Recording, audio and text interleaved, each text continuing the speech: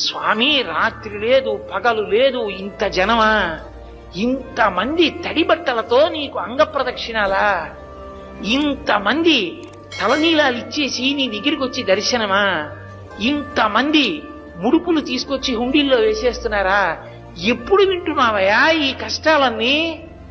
కళ్ళందుకే ఇలా నామాలు పెట్టేసుకుని నిద్రాముద్రాం నిఖిల జగతి రక్షణే జాగరూకం అని దక్షిణాయనంలో పడుకున్నవాడు ఆంతరంగంలోకి చూసినట్టు వచ్చే వాళ్ళ మనస్సులు చూస్తాడు.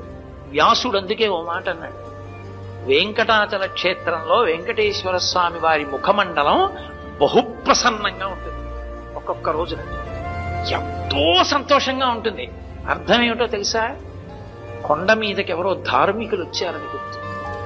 ధర్మమునందు విశేషమైన అనురక్తి ఉన్న వాళ్ళు కొండ మీదకి వచ్చారనుకోండి, ఆ రోజు మురిసిపోతాట, రే ఒక్కడు వచ్చాడు రా